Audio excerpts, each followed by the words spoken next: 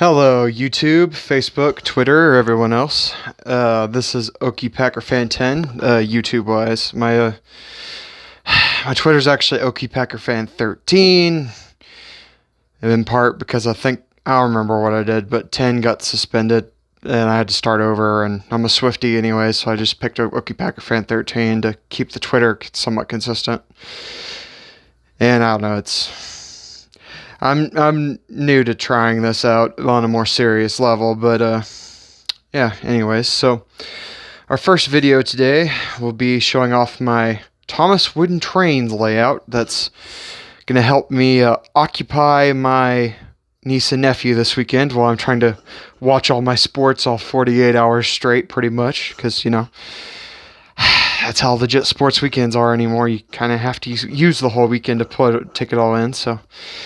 You know, wives and girlfriends, friends, significant others, beware. It's that season again. If if you hadn't already noticed this past month. So down the hallway here, before we even get there, we'll check out my hallway of awesome here. There's the original championship banner for the Packers, the first 12. Then there's the 13th banner I got to hang when we won in 2010. There's the vacant space for the next one. Hey, when you like a team this good, you got to be that confident, right? And then here's the Team of the 60s plaque for all those championship teams. There's my stock certificate. I got my stock certificate in 2011 so yeah. Down here's just some Kids Inc. accomplishments to when I was in youth athletics, and that is 4th place academic team in the 8th grade for the whole state of Oklahoma, and I was the superstar of that team, which was really weird and surprising because as far as athletics goes, I've always been used to being a role player, so actually being the superstar for something was awesome, and so yeah. And then here we come over to the 1996 frame. Your Super Bowl 31 champs. Your Brett Favre 300th touchdown pass frame, if you will. I remember when my Aunt Lorna got me this, I was actually annoyed because I was thinking bigger picture. I was like, why are we wasting time with this? He's going to throw 400, maybe 500, but... I didn't really have that much perspective as a little kid, and that crazy optimism. I mean, now I'm way more cynical. It's like October 13th, 2002, 10/13. I mean, it happened on a crazy coincidence day anyways, so that's awesome. And yeah, so plus, given he threw freaking 500 with the Vikings anyways, I mean, yeah. 400 was with us, and he broke the record with us overall. But, Peyton Manning's broke it, and Tom Brady since, annoyingly. But now here's the 2010 section. I've got a more humble plaque for the 2010 team, but hey, it kind of works. And then, it's not exactly a plaque. It's more of a framed picture. And then here's Aaron Rodgers, his little... thing. The crazy thing is, because of the uniform thing going on, I know exactly which game this is from. First game, 2010, Green Bay at Philadelphia, because the Philadelphia Eagles were wearing their Kelly green alternates, which you see the cheerleaders are wearing behind Rodgers. And that was the game where Clay Matthews hurt Kevin Cobb and unleashed Michael Vick back on the league. So we had to face Michael Vick again in the playoffs, but it was all right. We got the ring. So yeah, that is the hallway leading to the awesome. Now, timestamp 4 minutes and 30 seconds if you wanted to skip straight to the trains. I'll try to remember to put that in the video description here. All right. So what are we looking at here? You got the roundhouse. Pretty typical. You got Tom. I always do the engines by numerical order. So you got Thomas. You got a vacant spot for Edward. I've got a brand new sort of... I bought him when Toys R Us was like dying. just because I wanted to make sure I always had an Edward just in case I lost the original. And Edward's always been my favorite. When I actually put them both in the layout at the same time, I'm pretend he's a long-lost twin or something and call him Cullen just because I'm pissed that Edward Cullen has surpassed Edward the Blue Engine as most famous fictitious Edward. So, you know. So you got Cullen over here with the male, a recycling car, a China clay car, and a regular truck with a Jenga a Jenga block in it for Cullen to have this awesome little freight train. And then back to the regular engines. You got Henry. You got Gordon. Gordon was a little unique. I got to have some time in Germany when I was a little kid. And my dad was in the military, so yeah. And we visited Switzerland a couple times. And when I found Gordon, it was actually in Switzerland. So Gordon has been through a lot. Gordon is actually the Swiss cheese of the group, and it's funny as hell. And then you got regular James. Up on top here, just to show them off for your purposes, we have got Buzz James. And we've got battery-powered James, which I might fix for Reagan this weekend if I feel like digging out my tools. Or, to be more precise, my wife's tools. Yeah, I know. She's actually a little bit more handy with tools than me, so sue me.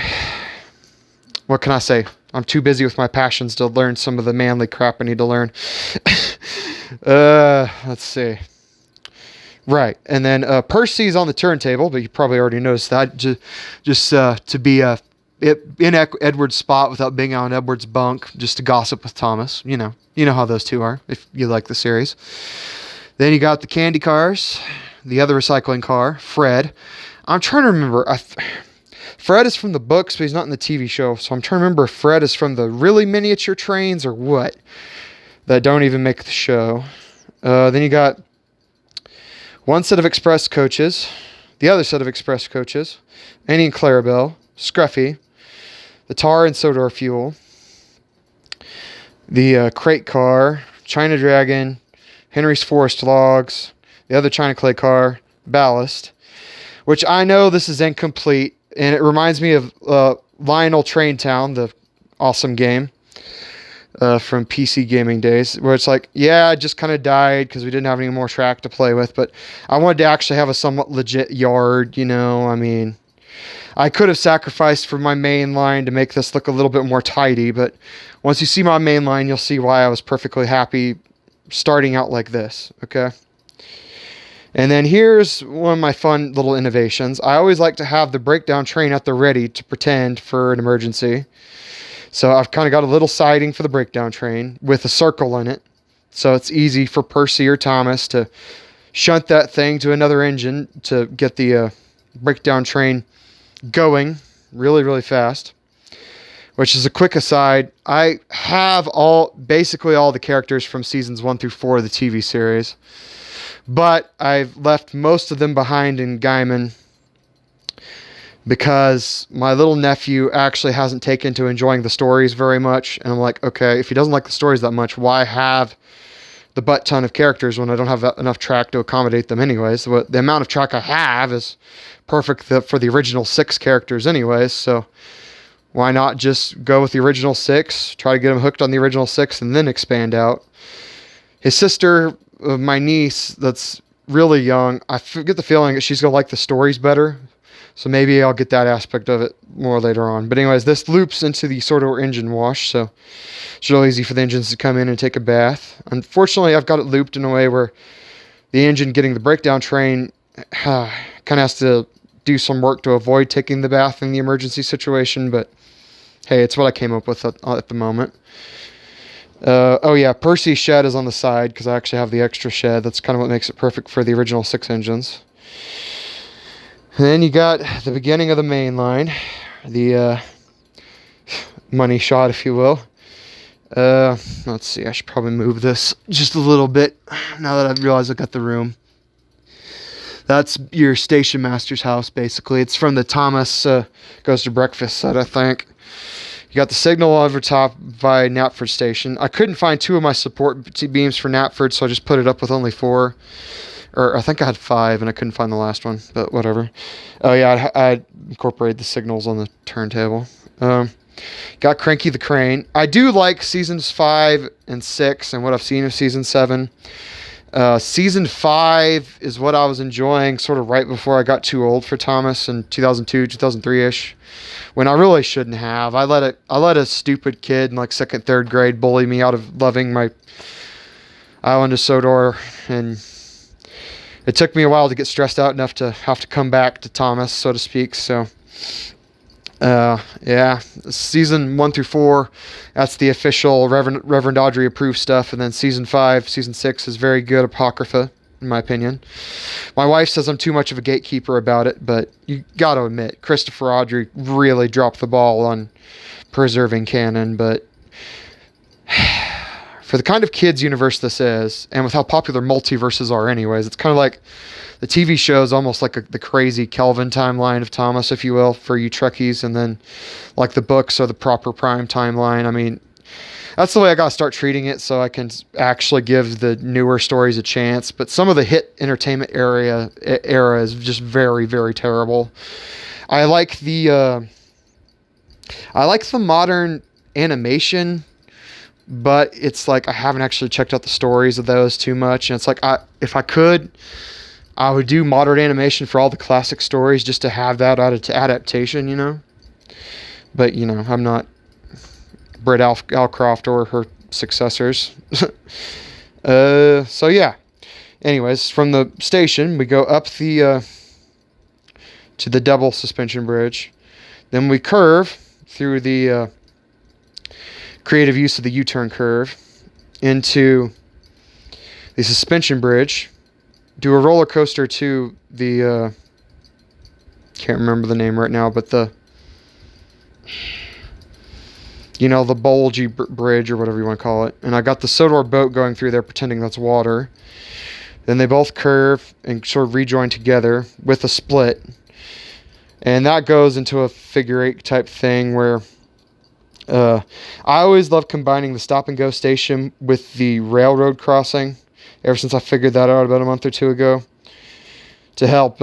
That's just a solid crossing right there. And the fact that it's all blocked in to me, and you got Terrence and Butch, which I want to say Butch is one of the newer characters I actually don't know very well because he's from the part, the newer Thomas that I don't know the stories. But so he's probably like a season 6 or season 7 character since I bought him, but I don't remember watching his stories.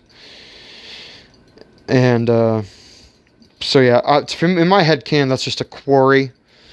And Birdie just dropped off some workers or something just to have them all in the layout. And, you come through the main line, all 3 little branches of it connect back together right here and then turn back into a switch. So the main line just keeps looping and looping and looping for endless hours of fun. And let's look at this from the wider angle. That is an awesome main line. Oh yeah, I got the windmill and a sort of a decorative spot back there. So yeah, I am proud of my first YouTube official set layout here. I mean,